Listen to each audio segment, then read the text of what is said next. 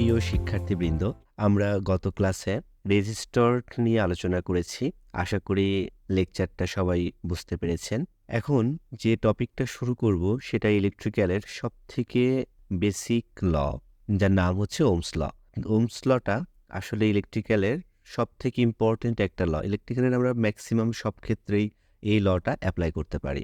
তাহলে শিখে নেওয়া যাক ওহমস লটা। আমরা গত ক্লাসে দেখেছিলাম যে কোনো একটা পরিবাহীর ভেতর দিয়ে যখন বিদ্যুৎ প্রবাহিত হয় তখন সেই পরিবাহীটা ওই বিদ্যুৎ প্রবাহকে বাধা দেয়। মনে করি এই পরিবাহীর ভেতর দিয়ে আই পরিমাণ বিদ্যুৎ প্রবাহিত হচ্ছে বা কারেন্ট ফ্লো হচ্ছে, এবং এর এই প্রান্তের বিভব এ এবং এই প্রান্তের বিভবটাকে আমরা বি ধরে নিই। তাহলে এই দুই প্রান্তের বিভবটাকে আমরা ধরে নিচ্ছি বিভব পার্থক্যটা ভি বা ভোল্টেজ ভি। এখন ওহমস ল বলছে যে কোনো পরিবাহীর ভেতর দিয়ে যে পরিমাণ কারেন্ট ফ্লো হবে তা ওই পরিবাহীর বিভব পার্থক্যের সমানুপাতিক। মানে এই পরিবাহীর ভেতর দিয়ে যদি আই কারেন্ট ফ্লো হয়, সেই আই কারেন্টটা ভি এর সমানুপাতিক হবে। তো আমরা এখানে ওহমস লটা লিখতে পারি। Ohm's law state that at constant temperature the current through a conductor is directly proportional to the voltage difference of this conductor. তার মানে এখান থেকে আমরা এটাকে যদি ম্যাথমেটিক্যালি রিপ্রেজেন্ট করি, তার মানে current is proportional to voltage. তো আমরা যদি প্রপোর্শনাল সাইনটা তুলে দিই তাহলে এখানে আমরা পাবো I is equals two G V. এখানে জিটাকে বলা হচ্ছে, জিটা এটা প্রপোর্শনাল কনস্ট্যান্ট, যেটাকে ইলেকট্রিক্যালের ভাষায় বলা হয় কন্ডাক্টেন্স। আমরা জিটাকে বলা হয় কন্ডাক্টেন্স। তো এখান থেকে আমরা লিখতে পারি তাহলে আই ইজ ইকুয়ালস টু, জিটাকে মেইনলি রিপ্রেজেন্ট করতে পারি 1/r ইন্টু ভি। অতএব V is equals to I আর।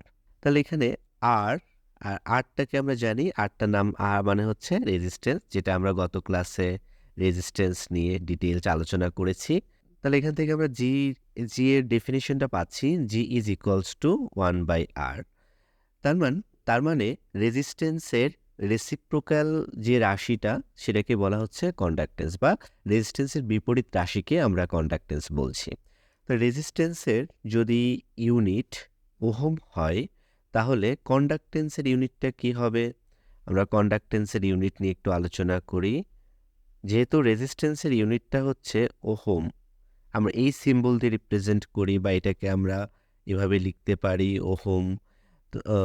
আর এখানে কন্ডাক্টেন্সের যে ইউনিটটা, সেই কন্ডাক্টেন্সের ইউনিটটা জাস্ট এটার উল্টা। যেহেতু এটা রেসিপ্রোকাল, তবে এটার সিম্বলটাকে আমরা উল্টা ওহম চিহ্ন দিয়ে প্রকাশ করতে পারি।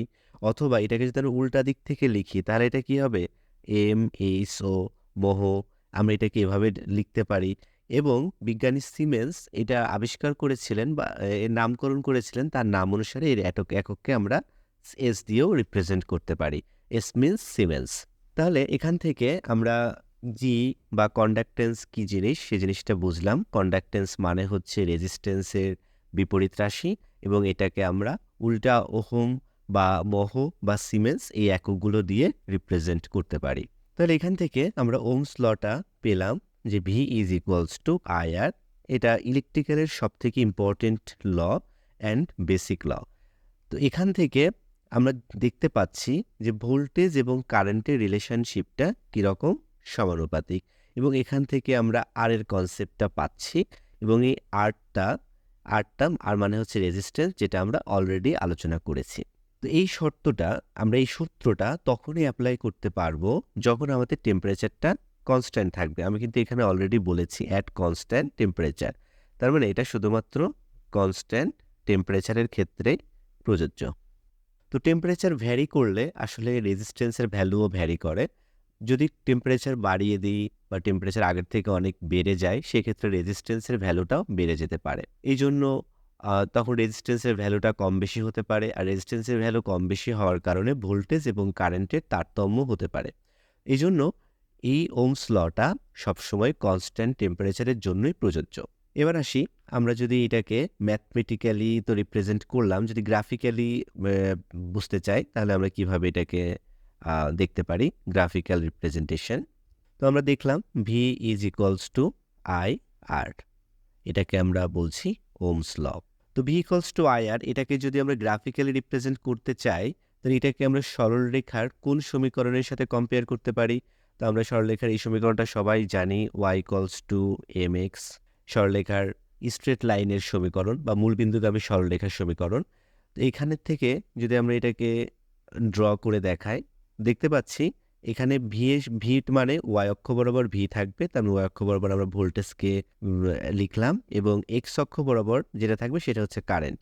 আর এটার ঢাল যেটা মানে M is equals to Y by X, বা এখানে আর ইজ ইকুয়ালস টু আমরা লিখতে পারি ভি বাই আই।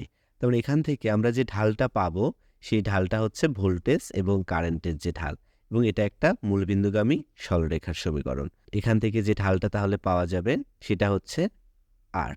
তাহলে এটা হচ্ছে ওহমস ল এর গ্রাফিক্যাল রিপ্রেজেন্টেশন।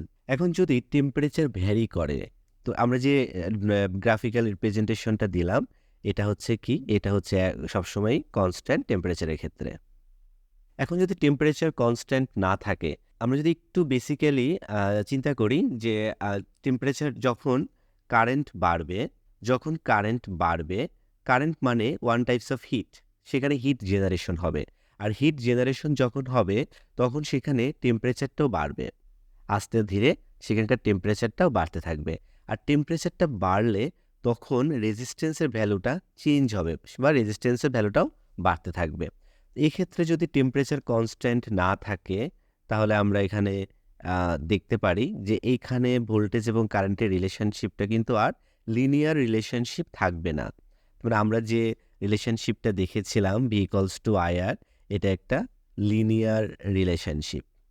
এক্ষেত্রে যদি আমরা দেখি তখন দেখা যাবে যে আস্তে আস্তে আমরা কারেন্ট বাড়াচ্ছি, ভোল্টেজও বাড়ছে, ভোল্টেজ বাড়তে বাড়তে এইরকম একটা কার্ভ আমরা পেতে পারি। ঠিক আছে, তার মানে এখান থেকে আমরা যে রেজিস্ট্যান্সটা পাচ্ছি সেই রেজিস্ট্যান্সটাও কিন্তু বাড়ছে কারেন্ট ভোল্টেজ বাড়ার সাথে সাথে, বা এটা এরকমও হতে পারে, এভাবেও বাড়তে পারে। ঠিক আছে, মানে বিভিন্ন ধরনের কার্ভ আমরা এখান থেকে পেতে পারি যদি টেম্পারেচারটা কনস্ট্যান্ট না থাকে। তো এটা হচ্ছে ভেরিয়েবল টেম্পারেচারের জন্য। তাহলে আমরা এখান থেকে দেখতে পাচ্ছি তখন আর রিলেশনশিপটা লিনিয়ার রিলেশনশিপ নাই ভোল্টেজ কারেন্টের, তখন এটা একটা নন লিনিয়ার রিলেশনশিপটা আমরা এখান থেকে পাচ্ছি। তার মানে শুধুমাত্র কনস্ট্যান্ট টেম্পারেচারের ক্ষেত্রেই ওহমস লটা প্রযোজ্য হবে, এবং যদি টেম্পারেচার ভ্যারি করে সেক্ষেত্রে ভোল্টেজ এবং কারেন্টের মধ্যে আর লিনিয়ার রিলেশনশিপ থাকবে না, তখন তাদের মধ্যে একটা নন লিনিয়ার রিলেশনশিপ আমরা পাবো। আচ্ছা, এই পর্যায়ে আমরা যেটা নিয়ে আলোচনা করব সেটা হচ্ছে এই যে ওহমস ল এর উপর ভিত্তি করে আমরা যে রেজিস্ট্যান্স যেটা পাচ্ছি সেই রেজিস্ট্যান্সকে আমরা দুই ভাগে ভাগ করতে পারি। যেহেতু আমরা দেখতে পাচ্ছি যে এদের মধ্যে একটা লিনিয়ার রিলেশনশিপ আছে, একটা নন লিনিয়ার রিলেশনশিপ আছে, এর উপর ডিপেন্ড করে আমরা রেজিস্টরকে দুই ভাগে ভাগ করতে পারি। একটা হচ্ছে লিনিয়ার রেজিস্টর আর একটা হচ্ছে নন লিনিয়ার রেজিস্টর। একটু আগে আমরা যেটা দেখলাম গ্রাফিক্যালি যে লিনিয়ার রেজিস্টরটা তখনই হবে যখন সেটা ওহমস লটা ফলো করছে, বা একটা কনস্ট্যান্ট টেম্পারেচারের ক্ষেত্রে একটা রেজিস্ট্যান্সের নির্দিষ্ট ভ্যালু থাকবে বা ওহমস ল ফলো করবে, সেটাকে বলা হচ্ছে লিনিয়ার রেজিস্টর। তাহলে আমরা এখানে বলতে পারি লিনিয়ার রেজিস্টরটা এটা কি করবে, ওহমস লটাকে ফলো করবে। বাট নন লিনিয়ার রেজিস্টরের ক্ষেত্রে আমরা কি দেখতে পাচ্ছি, এটা একটা নন লিনিয়ার রিলেশনশিপ, এবং এটা টেম্পারেচার ভ্যারি করার কারণে রেজিস্ট্যান্সের ভ্যালুটাও ভ্যারি করছে, যেটা টাইমের সাথে সাথে চেঞ্জ হচ্ছে। তার মানে এটা কি, এটা একটা নন লিনিয়ার রিলেশনশিপ, এটা ওহমস ল ফলো করছে না। তার মানে যদি কোনো রেজিস্টর ওহমস ল ফলো না করে সেগুলোকে আমরা বলবো নন লিনিয়ার রেজিস্টর। তো এখানে রেজিস্টরের ক্ষেত্রে যদি আমরা একটু এক্সাম্পল দিই লিনিয়ার রেজিস্টরের, মেনলি আমরা নর্মাল যে সকল রেজিস্টরগুলো ইউজ করে থাকি কনস্ট্যান্ট টেম্পারেচারে, সেগুলো বলতে পারি লিনিয়ার, মোটামুটি লিনিয়ার রিলেশনশিপ তারা মেনটেন করে। আর নন লিনিয়ারের ক্ষেত্রে আমরা এখানে এক্সাম্পল হিসেবে ব্যবহার করতে পারি, যেমন আমরা এখন যে সকল বাল্বগুলো ইউজ করে থাকি, এনার্জি বাল্ব বলি বা যে সকল বাল্বগুলো আছে সেগুলো নন লিনিয়ার রিলেশনশিপ বা ডায়োড, ইলেকট্রনিক ডিভাইস, এই ধরনের কিছু আছে। ম্যাক্সিমাম বলতে গেলে নন লিনিয়ার রিলেশনশিপটাই তারা মেনটেন করে। আর নর্মাল ক্ষেত্রে আমরা রেজিস্টরকে নর্মাল লিনিয়ার রেজিস্টর বলতে পারি।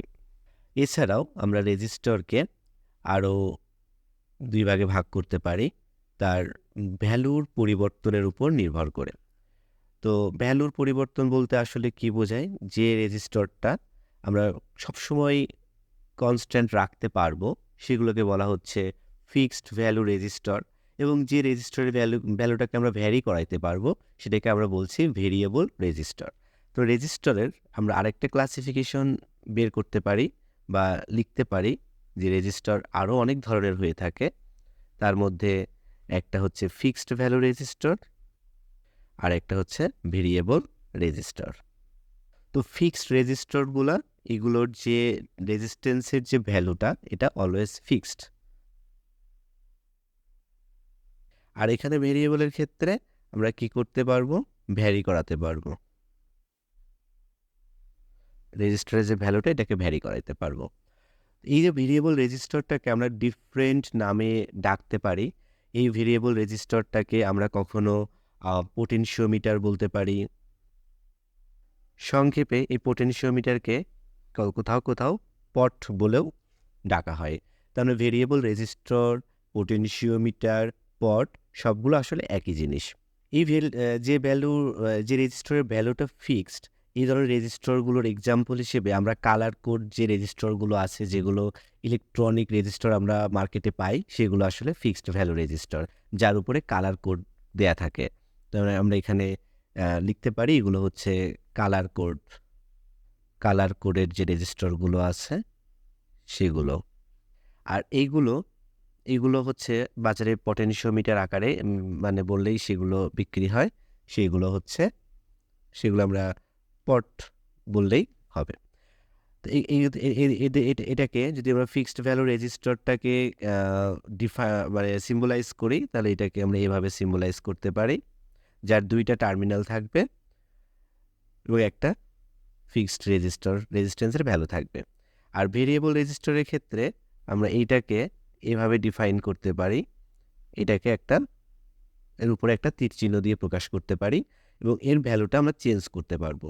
এটা মানে হচ্ছে এটা চেঞ্জ করতে পারবো। প্র্যাকটিক্যালি এটা 3টা টার্মিনাল থাকে। এরকম যে থাকে, এটার এরকম 3টা টার্মিনাল থাকে। একটা এই টার্মিনালটা, আর এই টার্মিনালটা ফিক্সড, আর একটা হচ্ছে ভেরিয়েবল টার্মিনাল থাকে। মনে করি এটা এ, এটা বি, আর এটা হচ্ছে সি। তাহলে আমরা এখান থেকে এটা এ, বি আর সি, আমরা এটাকে এভাবে ডিফাইন করতে পারি। তারপরে একটা টার্মিনাল থাকবে, সেটা হচ্ছে ভ্যারিয়েবল টার্মিনাল। আর এক্ষেত্রে সবসময় ফিক্সড ভ্যালু রেজিস্টরের ক্ষেত্রে এরকম 2টা টার্মিনাল থাকবে, এ বি, এটারও এ বি এরকম একটা টার্মিনাল থাকবে এবং এটার ভ্যালুটাকে আমরা চেঞ্জ করতে পারবো না। তো আজকে পর্যন্তই আমরা ওমস ল এবং এখানকার ডিফারেন্ট টাইপসের রেজিস্টর নিয়ে আলোচনা করলাম। আশা করি সবাই বুঝতে পেরেছেন। আমাদের সঙ্গেই থাকুন। ধন্যবাদ সবাইকে।